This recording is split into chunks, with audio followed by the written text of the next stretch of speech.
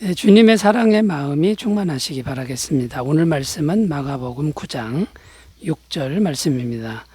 이는 그들이 몹시 무서워하므로 그가 무슨 말을 할지 알지 못함이더라. 아멘. 네, 오늘 말씀에 보면 제자들이 몹시 두려워했다, 무서워했다 이렇게 기록하고 있습니다. 그래서 이 두려워한 나머지 자기들이 말을 하는데 자기들이 말하는 게 무엇인지 알지 못했다 이렇게 기록합니다. 자, 무엇 때문에 제자들은 이렇게도 무서워한 것일까요? 신성의 영광을 깊이 경험했기 때문이라는 것인데, 이 신성의 영광을 경험하면요 기뻐해야 되는 거 아닌가 이런 질문이 생깁니다만, 사실 우리 같은 사람들이 이 신성의 영광을 맞닥뜨리면 제자들처럼 이 두려움과 무서움에 사로잡히게 된다라는 겁니다. 이게 성경이 일관되게 이제 우리에게 말씀해 주는 건데, 왜 그렇게 우리가 두려움을 느끼냐면 우리 인간들의 마음이 죄로 물들어 있기 때문이라는 겁니다. 죄로 물든 마음이 너무나도 깨끗하고 거룩한 신성의 영광을 경험하면 이 말할 수 없는 두려움에 사로잡힌다라는 것이죠.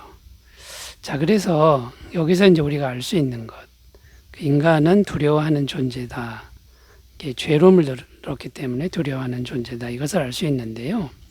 인간의 이 두려움의 근원, 이 근원적인 게 뭐냐면 인간의 죄성이라는 겁니다. 죄로 물든 마음이라는 것이죠. 그 인간이 이 죄성 때문에 가만히 있어도 인간은 항상 두려워한다라는 겁니다. 누가 뭐라고 하지 않아도 두려움이라는 것이 계속 올라오고 찾아온다라는 거고, 계속 느끼게 될 수밖에 없다라는 것이죠. 자, 그러므로 이제 이렇게 요약할 수 있는데요. 그렇다면 이 죄 문제만 해결되면 이 두려움의 근원적인 문제, 이 두려움의 근원을 해결할 수 있는 거 아니냐. 이렇게 요약할 수 있다라는 겁니다.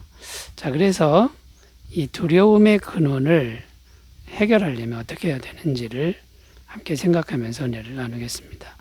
자, 첫 번째, 두려움의 근원을 해결하는 해결책 첫 번째는요, 영원한 죄사함의 은혜를 믿는 것이다 라는 겁니다. 영원한 죄사함의 은혜를 믿는 것이다. 두려움의 근원은 죄라고 말씀드렸는데 죄가 뭐냐? 자, 이렇게 질문하면요, 하나님과의 단절이죠. 그런데 하나님은 어떤 분이냐면 영원한 평강이시다라는 겁니다. 그래서 영원한 평강이신 하나님과 단절된 게 죄다 이렇게 설명할 수 있습니다. 그래서 영원한 평강이신 하나님과 단절되니까 무섭다는 겁니다. 두렵다는 겁니다. 가만히 있어도 두려운 이유는 영원한 평강이신 하나님과 떨어졌기 때문이다라는 거고요. 자, 그렇다면 다시 영원하신 평강이신 하나님과 연결되면 이 두려움의 문제를 근원적으로 해결할 수 있다라는 겁니다. 자, 그런데 하나님과 다시 연결되려면 이 죄사함이 돼야 됩니다. 죄 문제가 해결돼야 되는데, 예수님이 십자가에서 영원한 속죄함을 이루신 것을 믿음으로 우리가 계속 받아들여야 된다라는 것이죠. 히브리서 9장 12절 염소와 송아지의 피로 하지 아니하고 오직 자기의 피로 영원한 속죄를 이루사 단번에 성소에 들어가셨느니라. 자, 그러니까 예수님이 영원한 속죄함을 이루셨는데, 영원한 속죄함을 주시는 그분을 우리가 마음에 영접하는 것이죠. 믿고 영접하는 것이죠. 요한복음 1장 12절 영접하는 자 곧 그 이름을 믿는 자들에게는 하나님의 자녀가 되는 권세를 주셨으니. 자, 그래서 영원한 죄사함을 주시는 예수님을 계속 마음에 받아들이고, 그 다음에 죄가 해결되었으니 하나님의 자녀가 되었고 하나님의 평강이 얼마든지 임한다라고 굳게 믿는 겁니다. 물론 우리가 죽을 때까지는 이 땅에 살아야 되는데 그동안의 두려움이나 무서움이 계속 찾아옵니다. 그게 없어지는 건 아니라는 겁니다. 그러나 그때마다 영원한 죄사함과 영원한 평강을 주시는 예수님을 믿음으로 영접하면 이 두려움의 문제를 해결할 수 있다라는 것이고, 우리가 시간이 갈수록 이 믿음 위에 굳게 서는 훈련을 해야 된다라는 것이죠. 골로새서 1장 23절 만일 너희가 믿음에 거하고 터 위에 굳게 서서 너희 들은 바 복음의 소망에서 흔들리지 아니하면 그리하리라. 이 복음은 천하 만민에게 전파된 바요 나 바울은 복음의 일꾼이 되었노라. 그러니까 믿음에 거하고 터 위에 굳게 서서 소망을 흔들리게 하지 말라. 이렇게 말씀하고 있습니다. 그러니까 중간중간에 자꾸 흔드는 세력이 찾아온다라는 것을 염두에 둔 말씀이죠. 전혀 없을 수는 없다라는 거고요. 나중에 천국에 가면 이제 전혀 없어지는 겁니다. 두려움이나 무서움은 없어지는 그런 상태가 되지만 이 땅에서는 시시때때로 두려움이 찾아오는데 영원한 죄사함을 주시는 예수님을 굳게 믿는 이 훈련을 계속 해야 된다라는 거죠. 자, 그러다 보면 성령님께서 하늘 평강, 곧 하나님의 영원한 평강을 우리 마음에 전달해 주신다라는 겁니다. 요한복음 14장 27절 평안을 너희에게 끼치노니 곧 나의 평안을 너희에게 주노라. 내가 너희에게 주는 것은 세상이 주는 것 같지 아니하니라. 너희는 마음에 근심하지도 말고 두려워하지도 말라. 그러니까 여러분, 우리가 믿음으로 영을 받아들이는 겁니다. 믿음으로 평강의 영, 믿음으로 진리를 받아들이는 것이죠. 영원한 속죄함, 영원한 죄사함을 주시는 예수님을 믿음으로 받아들일 때 마음이 근원적으로 평안해지는 은혜가 있을 줄로 믿습니다. 자, 두 번째로 가보겠습니다. 두려움의 근원을 해결하는 해결책. 두 번째는요, 율법의 행위가 아니라 믿음으로 구원받는 것을 받아들이는 것이다 라는 겁니다. 율법의 행위가 아니고 믿음으로 구원받는 것을 받아들이는 것, 이것이 두려움을 근원적으로 해결하는 것이다 라는 겁니다.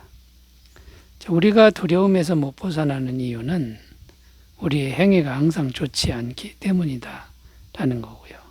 잠깐 좋았다가도 금세 마음속에서 미움과 시기 질투와 이런 것들이 올라오고 우리의 말로 행동으로 죄를 짓는다라는 겁니다. 우리 마음으로 아무리 좋게 하려고 노력을 해도 이거는 안 된다는 거고 계속 죄만 짓는다라는 것이죠.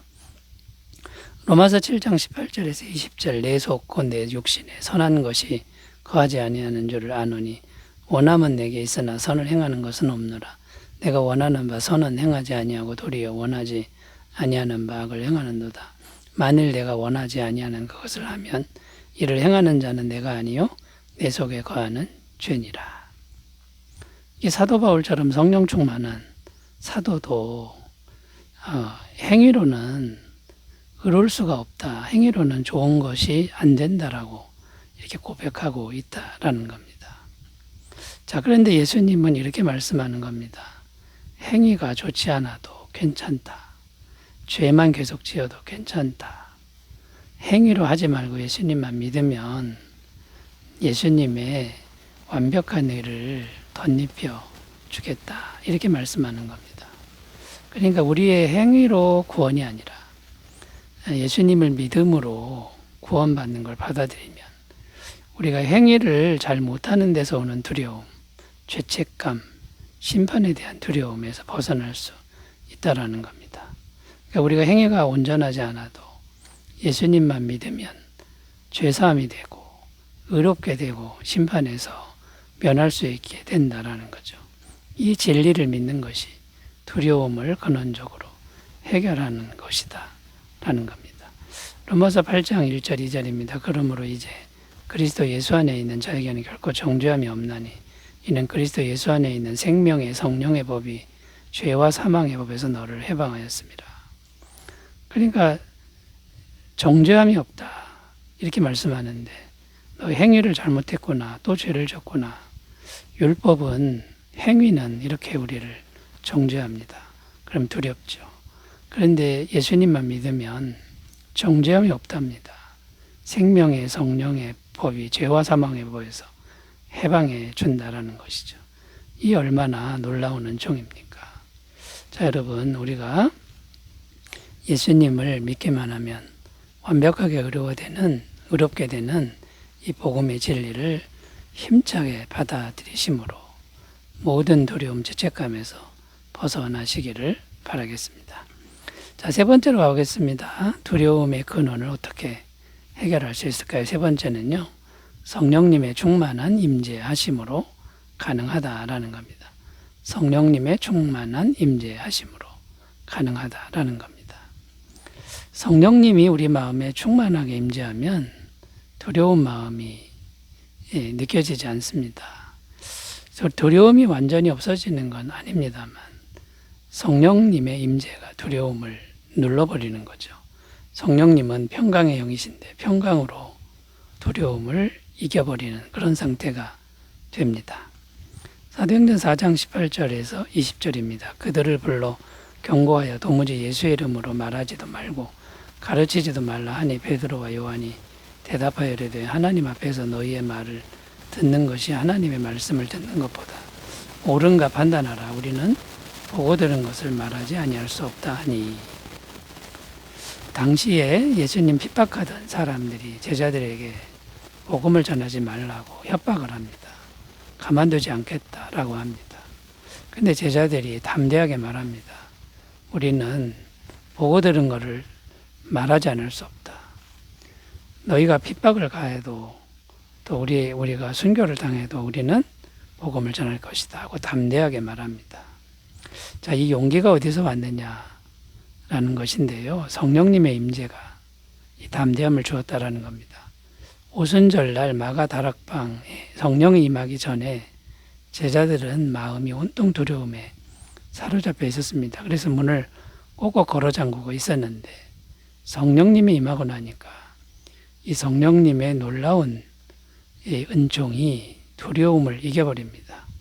평강으로 가득 차고 용기로 가득 차고 담대함으로 가득 찬 마음이 되었다라는 것이죠. 그러니까 자기를 죽이려고 하는 사람들 앞에서도 당당하게 말할 수 있는 이런 상태가 되었다라는 겁니다.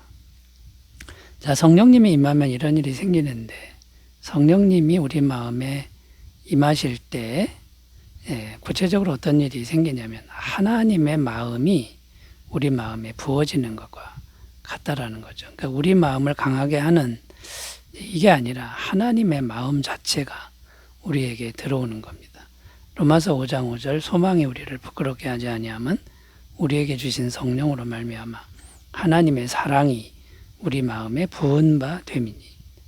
그러니까 하나님의 사랑, 하나님의 그 마음과 성품이 우리 마음에 부어지는 것과 같은 것이 성령님의 임재하심이다라는 겁니다. 갈라디아서 5장 22절, 24절 오직 성령의 열매는 사랑과 희락과 화평과 오래 참음과 자비와 양선과 충성과 온유와 절제니 이 같은 것을 금지할 법이 없느니라. 그리스도 예수의 사람들은 육체와 함께 그 정욕과 탐심을 십자가에 못 박았느니라. 이 성령님이 부어지면 하나님의 성품이 계속 부어지는 건데 사랑이라고 화평 오래 참은 자비 양선 충성 온유 절제 이런 성품이 부어지는 겁니다. 물론 우리도 노력하면 흉내는 낼 수 있습니다만 우리가 노력해서 얻어지는 그런 게 아니고 하나님의 마음이 성령을 통해 아예 부어지는 이런 은혜가 있다라는 거예요. 그 마음이 부어지면 우리 마음의 정욕과 탐심을 이길 수 있다라는 것이죠. 자, 그러므로 우리가 해야 될 일이 명확해졌습니다. 날마다 성령 충만을 구하는 기도의 삶이 필요하다는 거고요. 성령 충만 달라고 기도해야 되고요. 모든 일에 기도하는 습관이 필요합니다.